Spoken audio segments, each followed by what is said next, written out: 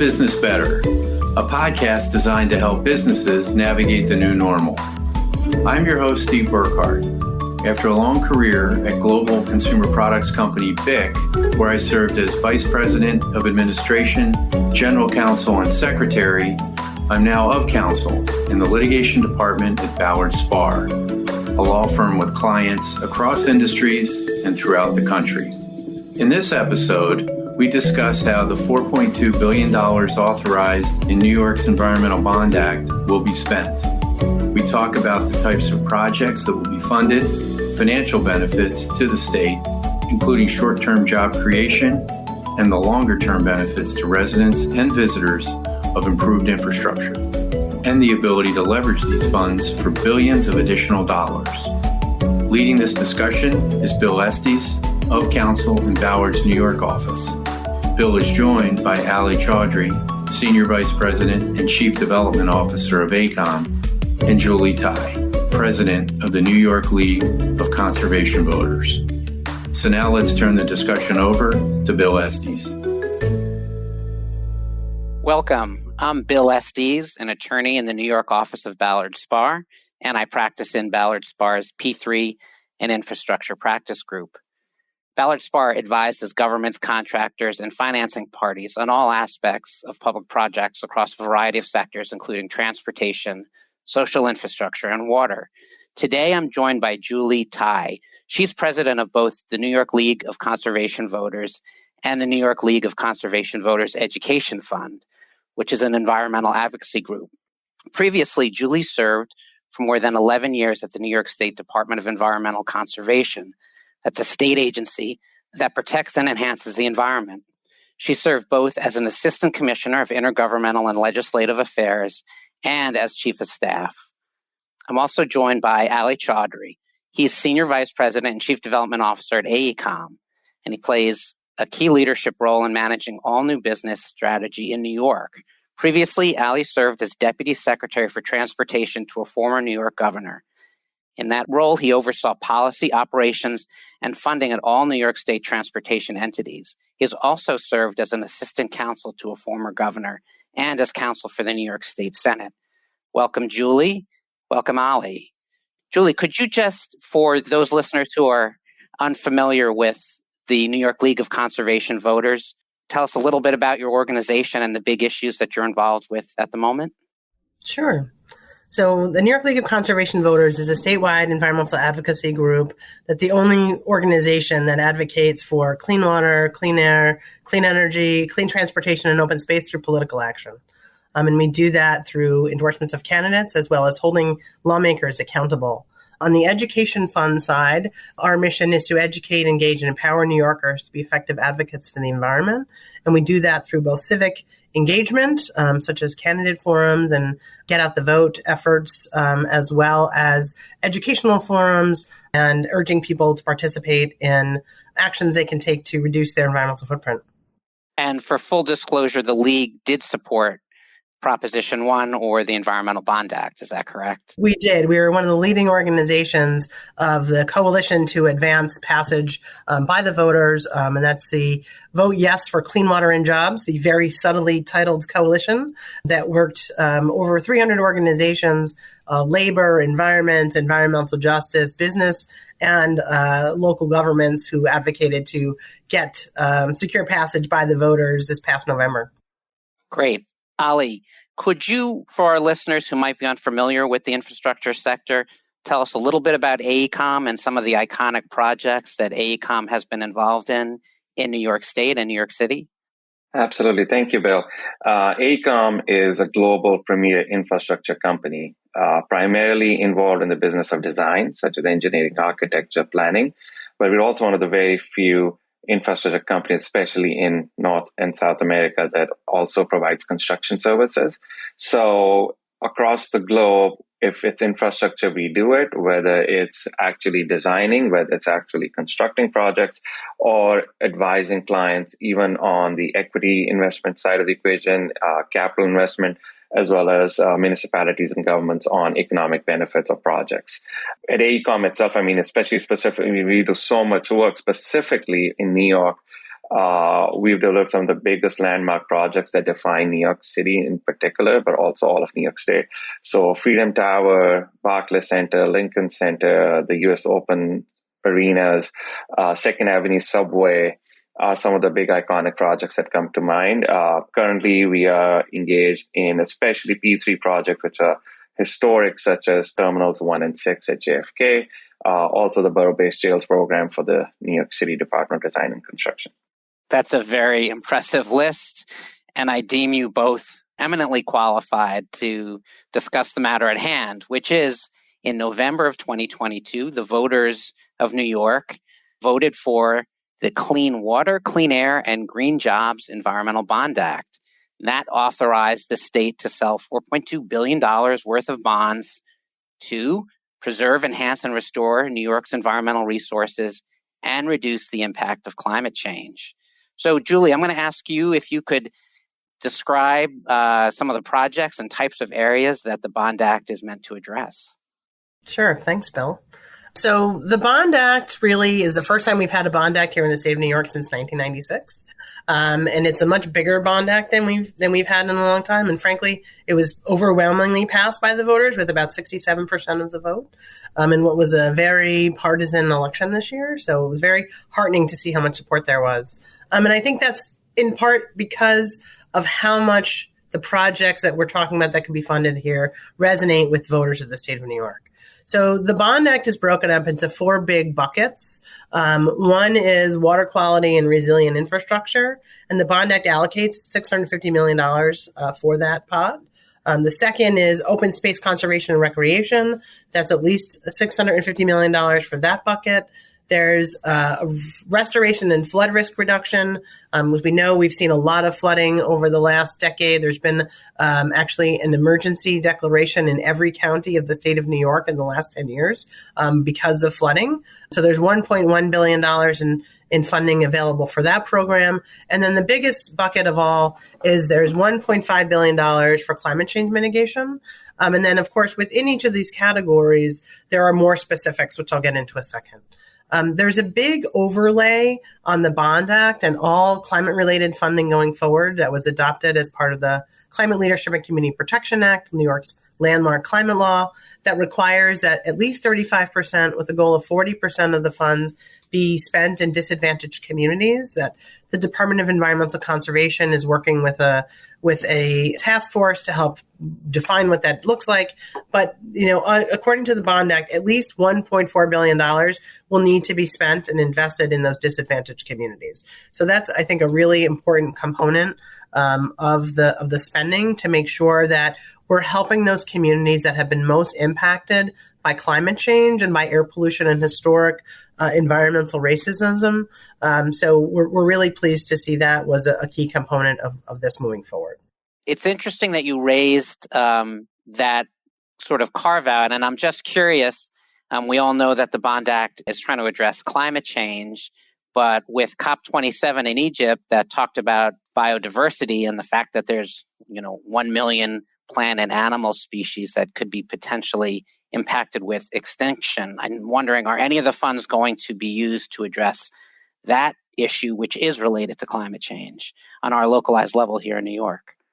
So the category that would be most relevant to dealing with habitat is the open space preservation and recreation category. So funds in that pot would be able to be used by the Department of Environmental Conservation, the Department of Parks, for them to be able to purchase land that's available for open space preservation, right? When those two agencies buy land, they only can be used for recreational purposes. So that would, of course, enable preservation of habitat, which is really critical for supporting those species, as well as there's recreation components of that and making sure that parks are available. But certainly that's the big pot available for this.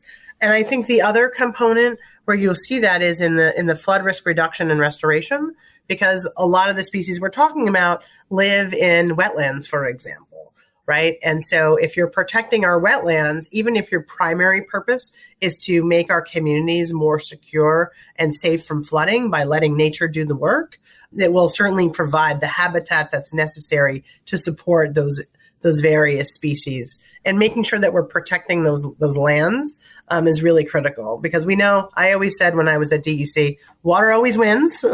As we see that. And we know that as the climate continues to evolve, while California is this one time getting a whole lot of rain, New York is going to perpetually be getting more intense and more frequent rainstorms as the climate continues to warm. And so we know that we need to be prepared for that. So we get the dual benefits when we use nature-based solutions, like protecting our coastal lands and our wetlands, that will both better protect our communities from flooding, as well as to support the habitat necessary to protect the biodiversity of the various species. I want to turn to Ali in a minute to ask him about the impact of spending this billions of dollars in New York. But before I do that, Julie, you had described these 4 different buckets, and I wonder if you could describe who is going to be able to access these funds, and what is it going to take, and how long is it going to take to get these funds ready to go out the door? Sure. So within each of those categories, there are some more specifics about how the funding can be spent. For example, within the water quality improvement and resilient infrastructure category, right, the biggest tranche of money is available for water, drinking water, and wastewater infrastructure. So by and large, the recipients are going to be local governments, right, and they're going to go through existing programs like the Clean Water Infrastructure Act that it's administered by the Environmental Facilities Corporation in concert with DEC for wastewater and with the health department for drinking water. And so that'll go through sort of the normal process. And I would imagine that money will be made available sooner rather than later. But there's also funding in there available for local governments to deal with stormwater projects. And that's really important. So again, it's going to be by and large local governments who are the grant recipients. And I believe all of these are going to go through competitive grant programs. So that'll be something that's available for them. But then there's other categories, right, that allow for funding to be made available for agricultural runoff. So that'll be for farms, for them to be able to do that, or for soil and water conservation districts who will be able to do that. There's funding for replacing lead service lines. That's 100% going to go through municipalities. And those are some of the categories within the subcategories within the water infrastructure project. The open space conservation program, again, a bunch of that will be straight up for land acquisition and for easements. So that'll be for the state to acquire those lands. That'll be for local governments to acquire those lands. Could be for not-for-profits to acquire lands that are made available to the public for recreation or for preservation. We know that there's going to be funding, again, available for farmland preservation. So that'll be funds that goes through either the soil and water conservation districts or to farms directly, to local governments. Interestingly, for the hook and bullet crowd, there's some funding for the state's fish hatcheries. And that's certainly something that's going to be managed by the Department of Environmental Conservation, although it is possible that some of the Long Island shell fishery hatcheries could be invested in as well, because that is a good part of the local economy on Long Island. In climate change mitigation, it gets a little bit more interesting. It's not just like state agencies and local governments. There we had a big change. One of the things that Governor Hochul did was she added in $500 million for electric school buses. So that'll be something that's available to school districts to apply for. And that actually accompanies a mandate that all school buses in the state of New York be electric by 2035. So that's going to be sort of the primary recipient. There will be school districts, although I believe they're trying to work on how they could get some of that funding to contractors, since about half of the school districts in the state do the busing themselves, but others use contractors. There is another about $400 million available for building decarbonization, and that'll be for the state to do work, including SUNY and CUNY, as well as local governments and community colleges and schools. So there's a variety of different programs there, as well as more community-based grants. Like there are funds that will be available for environmental justice organizations to do projects that will reduce air and water pollution, as well as other climate change mitigation projects, such as urban heat reduction, cooling centers, which we know that's going to be a real issue, urban forestry projects, other carbon sinks with nature and working lands. And then the last bucket is the risk reduction of flood risk reduction, where there's $100 million available for coastal rehabilitation and shoreline restoration. That primarily will be managed by, again, the Department of Environmental Conservation, working with local governments and not-for-profits, including there's inland waterway flooding, and there's a brand new program that's very unique to New York. I don't think anywhere else in the country is doing this, where right now it's a new flood buyout program where instead of waiting until there's been a disaster and homes have been devastated and people have lost, priceless things like your wedding photos back when they weren't all digital, which is what happens now with flood buyouts, is after the disaster has occurred, FEMA will allow the state to buy out property. New York is proposing a new program that would allow for proactive buyouts of structures that are in likely areas that are very likely to flood with willing sellers, that the land would then have to be used for flood protection or passive recreation, something that will not impede future floodwaters. And so that's a brand new program, and that's going to require the Department of Environmental Conservation working with the Housing Community Renewal Department to create a brand new program. So that'll take a bit longer. So I think some of the programs that already exist, like the state's land acquisition program, support for municipal parks, the water infrastructure funding, I think that money could start to flow in the first or second quarter of this year, at least with RFPs going out for grant applications, because they're running through existing programs that already have criteria. Others they're going to have to publish criteria that they can then use to assess projects. And overall, with limited exceptions, these are going to be programs that go through competitive grant applications. Great. So it seems like there's going to be a lot of money out there for government, whether that's the state government, local government, could be counties, towns, villages, cities like New York City to spend. But we know that government can't do it alone. And the Bond Act actually was meant also to be a stimulus to the economy. So we're fortunate that Ali is here, because AECOM actually did an analysis of the financial implications of the Bond Act. So Ali, I wonder if you could walk us through, starting high level, what is the direct financial benefits to the state of New York and its residents arising out of the Bond Act? Thank you, Bill. So first, let me give full credit to Julie, her organization, and partners like Amy Chester at Rebuild by Design. They really led this effort from the front line. And AECOM was part of a coalition that supported this effort. We did, as you mentioned, some of the economic backbone business case for the government to invest, like Governor Hochul did, in the Bond Act to see the economic stimulus that I'll talk about. I want to give a shout out to Garrett Harper and Annie DeBoer, who are our two economic advisors and experts on subjects like this that did the report at AECOM. And this is something that we see as the first in the nation effort that New York is leading. Very proud to say that as a New Yorker. But we'd love to see other states and jurisdictions take New York's lead on this, learn from it, and also look at efforts within their own boundaries and jurisdictions to do something similar, because, this is good for everybody and all the communities that we will be serving with this. So overall, as Julie mentioned very succinctly, $4.2 billion authorized by the Bond Act. The AECOM report shows that this roughly translates to about 9,000 jobs per $1 billion in spending.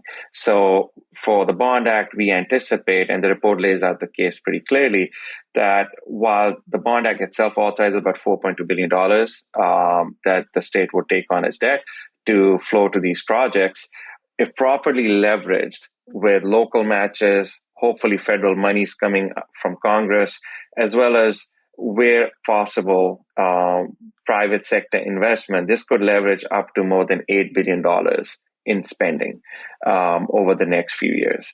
That is huge. That is unprecedented. And we're very proud to support that vision. This roughly can be broken down into 38,000 jobs. That is direct jobs directly created by the hiring of trades, construction crews, designers, engineers, implementers and deliverers of these jobs, as well as supply chain, transportation, goods, commodities, such as indirect jobs, as well as induced jobs. All of this comes out to about 38,000 on the low end. And if properly leveraged, we would anticipate this would create more than 80,000 jobs across the state. I mentioned the last part because I think that's very important. Across New York State, you need economic stimulus like this. So it's not just downstate. We do a lot of work downstate.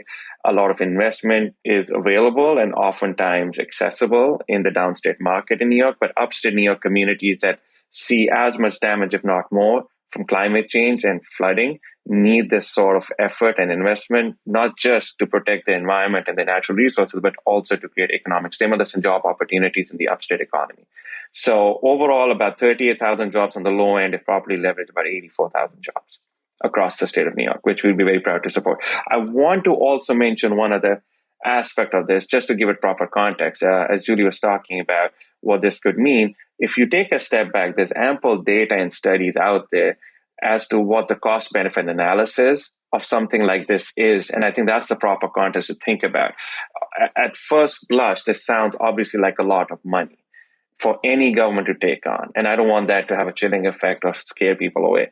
The cost of inaction far exceeds the level of investment that we can make to protect our resources and create these job economic opportunities. So, for example, AECOM has a study out that shows that the cost of inaction over the next 10 years, if we don't take these steps to protect our resources and invest in these communities, it's about $10 billion annually. That's backed by a NYSERDA study, but overall, $55 billion over the next 10 years and $10 billion by mid-century. So if you start doing the math, if by mid-century, we're spending $10 billion just to mitigate the cost of climate change. We're talking about $8 billion here, properly leveraged over a term of years. $10 billion annually is the cost of inaction, and $55 billion literally in the next 10 years.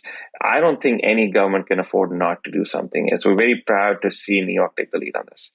That's a really good point, Ali. And I think that's one of the reasons why the voters, I think, really were supportive of this measure. This is truly a case of, an ounce of prevention is worth a pound of cure, right? We know that this will be a much better way to spend our dollars, and it's much less damaging for our friends and our neighbors and our communities to be taking action now to acknowledge and address what we need to do to protect ourselves from the risks associated with climate change to the extent that we can, as well as taking actions to reduce it. I would also just point out, this is definitely not going to be like solving all the problems. This is like a big down payment. And there's other proposals that the governor is advancing and the Climate Action Council is advancing that will also take action to help us reduce that. And I think we really want to take advantage of all the funds that the federal government is making available through the Inflation Reduction Act and the Infrastructure Investment and Jobs Act to do as many projects as we can and to hopefully do a lot more than the $8.7 billion that we know that just the Bond Act funds alone will be able to help us leverage. One thing I'll add to this also is, again, just to give it proper context, this does not take into account the damage caused by flooding to our hard assets as we develop them and invest in them, the backbone of the American economy and the New York economy. For example, Superstorm Sandy and what it did to the MTA subway system in the tunnels, both the Hudson River tunnels, right, which is now hopefully Gateway, once approved and financed, will help replace, right, fingers crossed, and the East River tunnels that we haven't even gotten to. The level of investment that we see governments as part of their capital planning, the level of investment we see them put into these projects is wiped away when we have damage that can take years of damage repair to be undertaken. We're working on East Side Access right now to help deliver and finish that up under Grand Central Terminal. Landmark project in the city of New York, but if you can't protect the tunnels and you can't provide those hard assets, it costs a lot more to maintain them and repair them once we finish them. So I think there's other costs out there that I don't even think we've wrapped our hands around. So to get ahead of all of that, I think it's crucial for states and cities and even the federal government to be looking at this example of the Bond Act.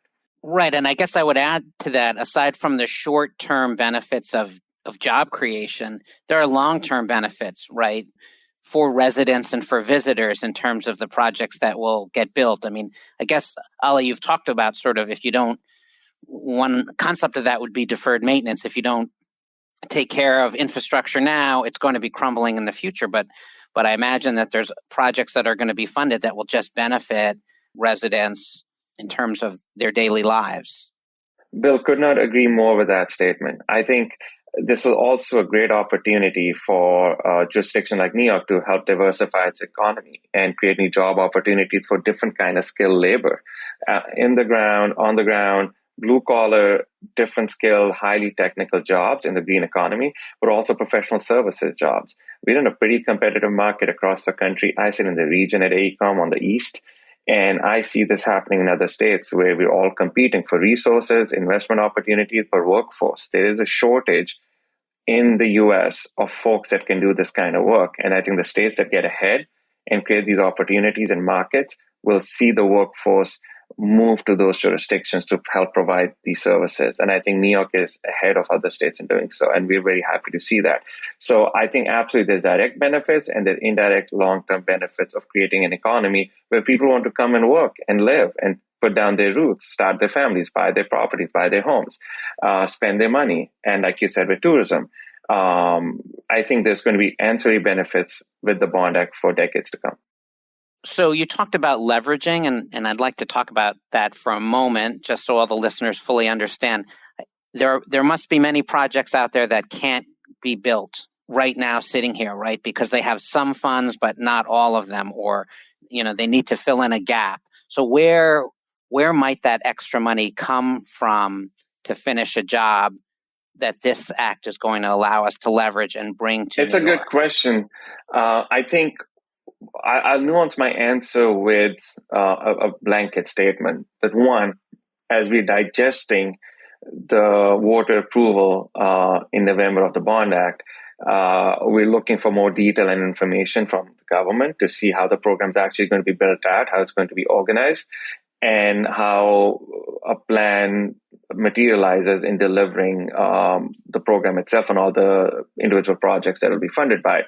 I think in that context, there will be obvious opportunities for leveraging of funds from other sources outside of just the Bond Act. So, for example, there are existing programs that the state funds that exist already that can leverage an influx of capital money that's going to come from the authorization of the Bond Act that can then be compounded together to move projects forward. Then there's the federal sources.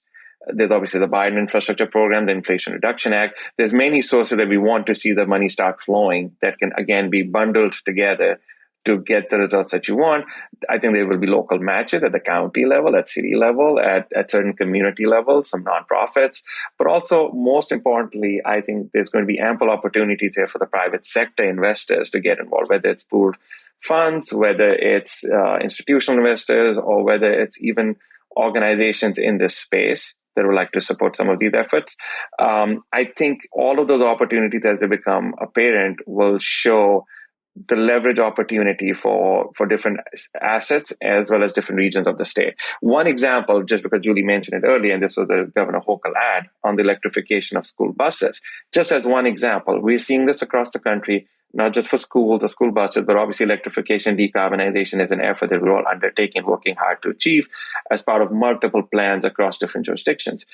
But you can't have electrical buses at schools if you don't have an underlying electrification infrastructure for the buses to be charged, for the buses to be moved, for the buses and the bus fleet to be housed somewhere and then be deployed. We are doing as a company, just like many other companies, a lot of work underlying that effort towards electrification of rolling stock of fleet with infrastructure work underground, with utilities as well as private sector developers, as well as school districts. For example, USPS is a client. So there's many entities that are gearing up for that future. But I think the Bond Act will help school districts and schools get the rolling stock, the bus fleets.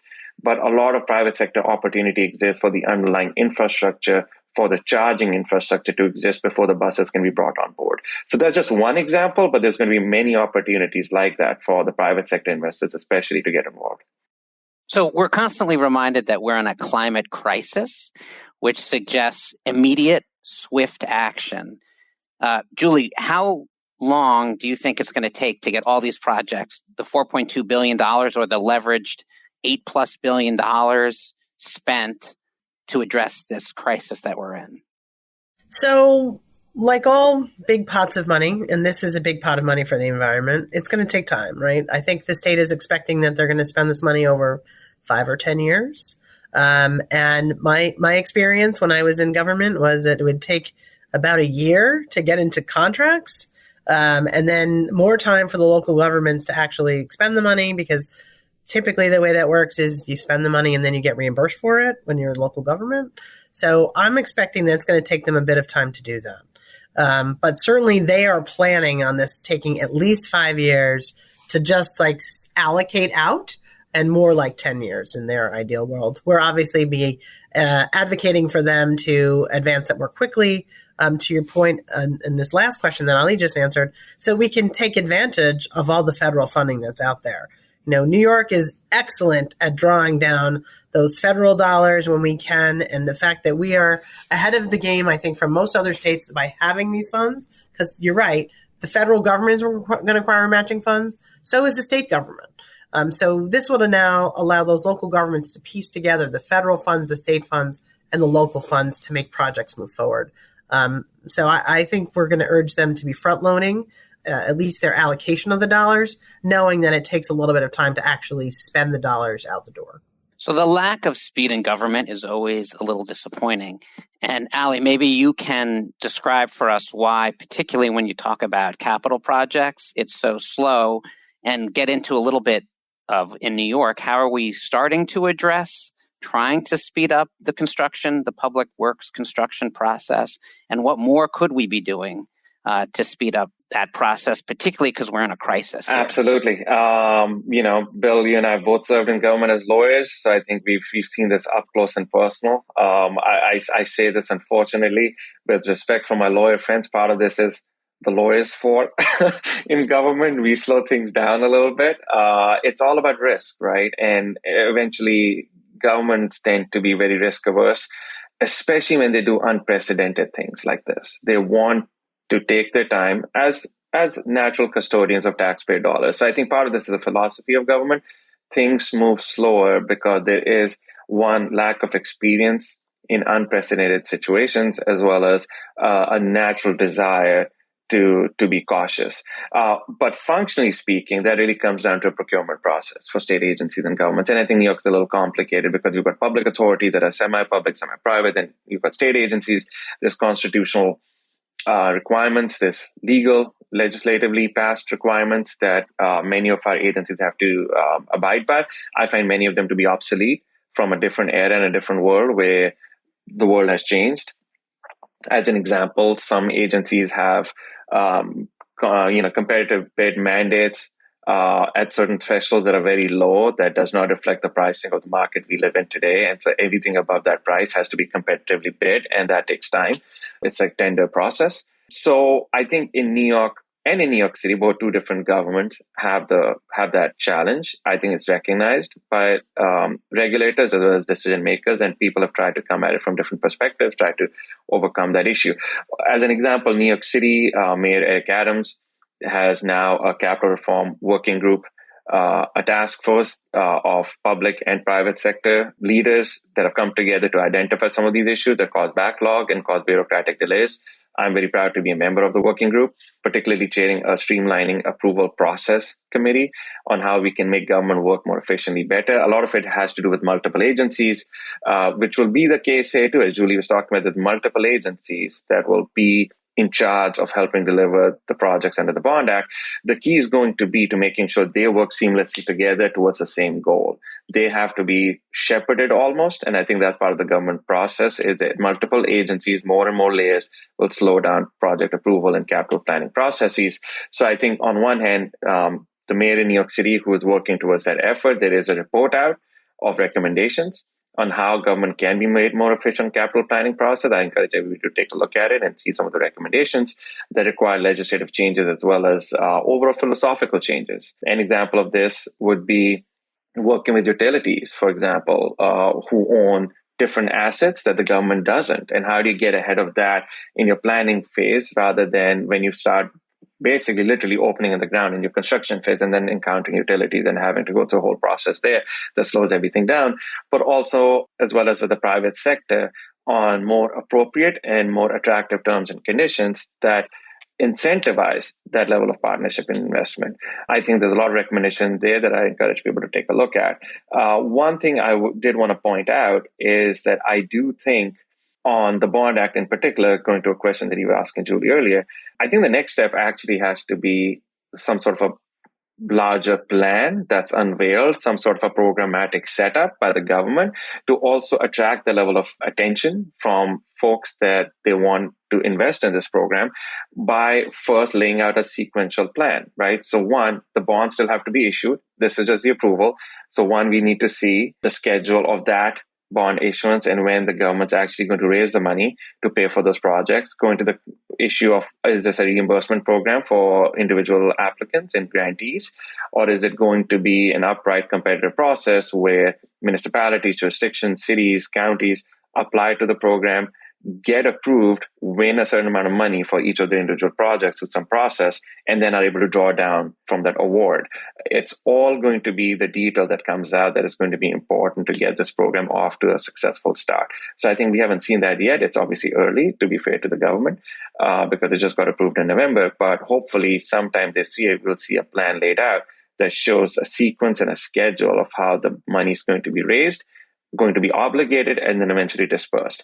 My own personal, in fairness and full disclosure, opinion is that you need almost like a SWAT team for something this big, this unprecedented, to keep all the agencies on track, in line with each other towards the same goal, to cut some of the bureaucratic red tape. So either you need in the governor's office or an agency, but somebody has to be in charge as one team that is also weighing the cost-benefit analysis, all of the individual applications that come in from all across the state. Because even though this could be $8 billion, it's still not enough, for sure, for all of the needs that we have in our communities. So I do think that has to happen, hopefully this year. The governor's office definitely needs a person who's in charge.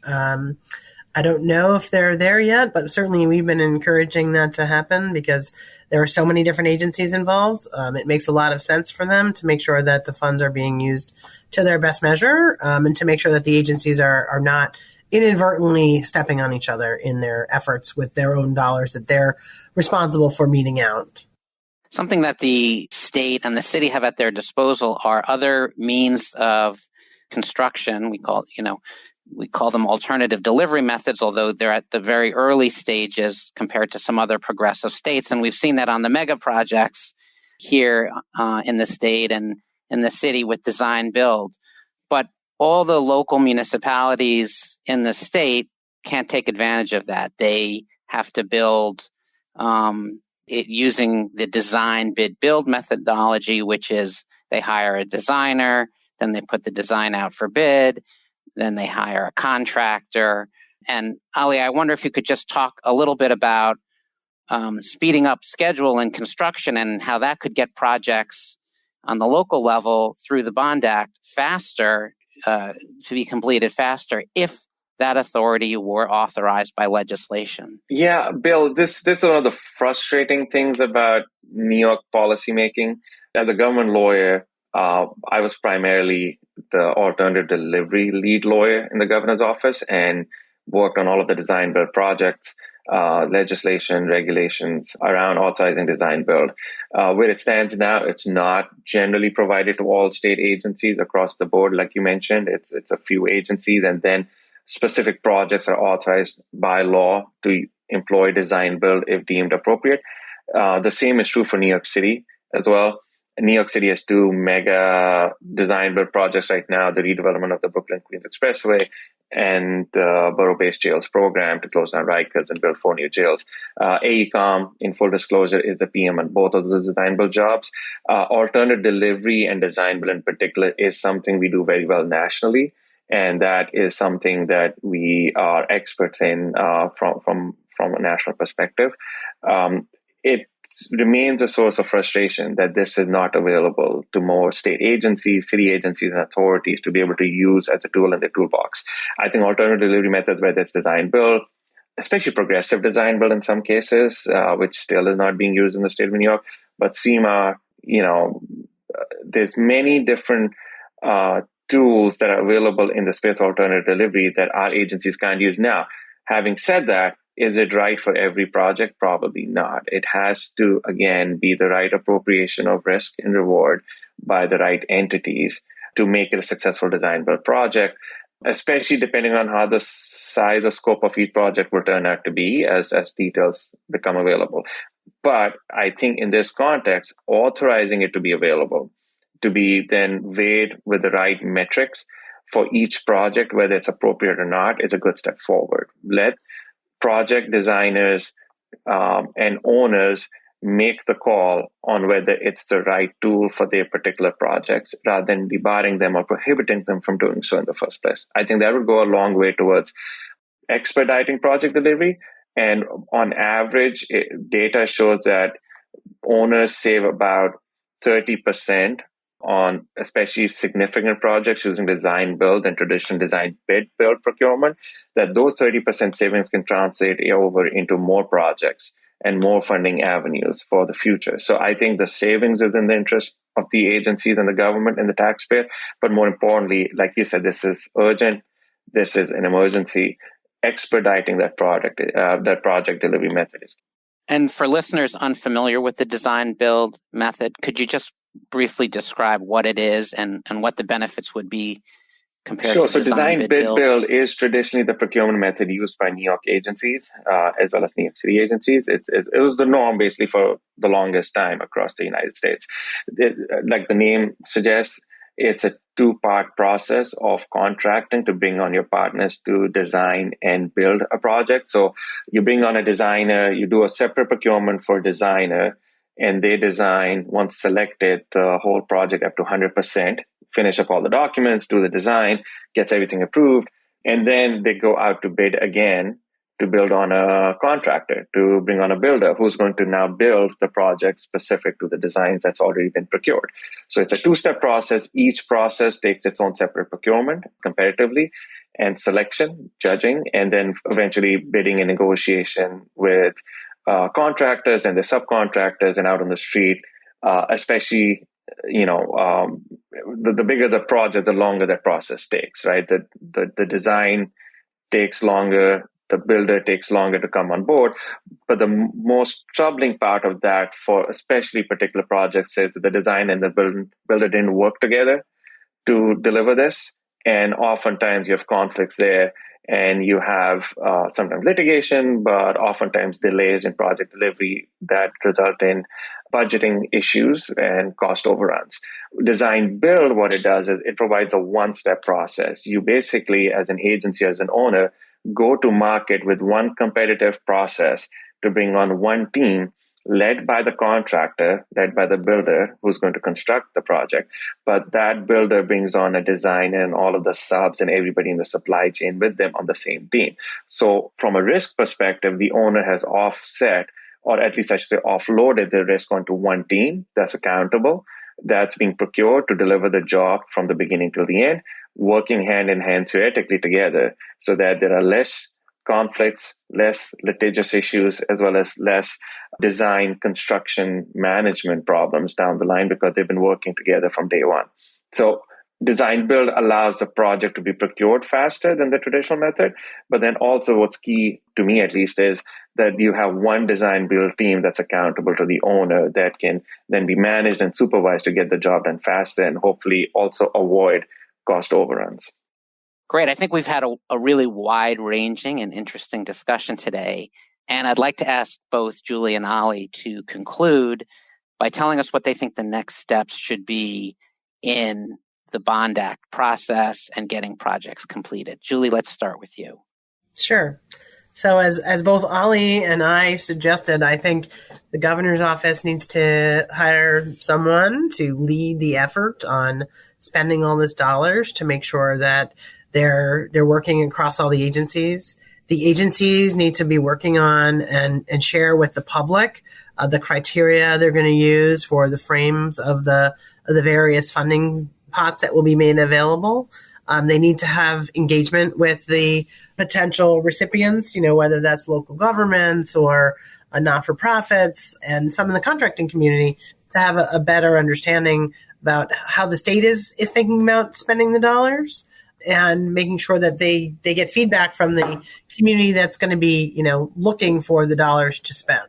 And I want to make sure that there's sort of all in a frame of how can we get the best projects that are going to deliver for our communities, both in terms of providing jobs, but importantly in providing the improvements to the environment that we all need to prepare ourselves for climate change, and not just let's get the money out the door. I think it's more important for them to be strategic in using the dollars, because there are not an unlimited amount of dollars, than it is to get that money quickly out the door. With the only exception really being that water infrastructure money, because the state has had a program that's been identified, all the projects or a lot of projects, and they've been rolling along. So it's been gearing up since 2015. So that one I feel like could just kind of continue along their process, but the rest of them really need a much bigger picture evaluation before we just work to get the money out the door. I like process and I like clarity around it. I want to see programmatic details next. I want to see a big macro vision plan of money raised, program eligibility and criteria around the program itself. Who's eligible, what's eligible to be spent, what's a schedule or sequence of disbursement or obligation around that, procurement. And I think it all starts, simply put, with two steps. One, a team, central team, lead team, whether it's in the governor's office or whether it's at one agency in particular who's going to be in charge. Whatever that is, want to see one team led over this program in charge.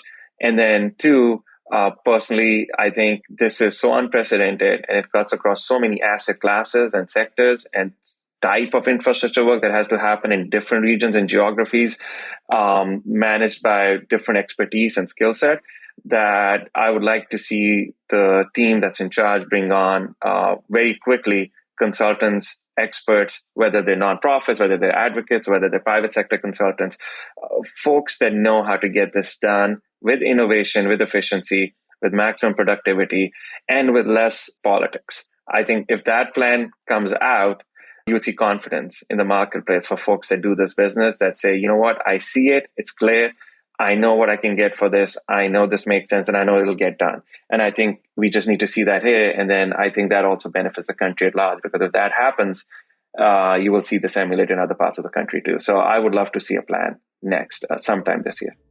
Ali, Julie, those have both been really insightful and interesting comments. I appreciate you being here today on the podcast. Thank you for your time. And we look forward to seeing what happens with the funds from the Bond Act. Thanks again to Bill Estes, Ali Chaudhry, and Julie Tighe. Make sure to visit our website, www.ballardspar.com, where you can find the latest news and guidance from our attorneys. Subscribe to the show in Apple Podcasts, Google Play, Spotify, or your favorite podcast platform. If you have any questions or suggestions for the show, please email podcast@ballardspar.com. Stay tuned for a new episode coming soon. Thank you for listening.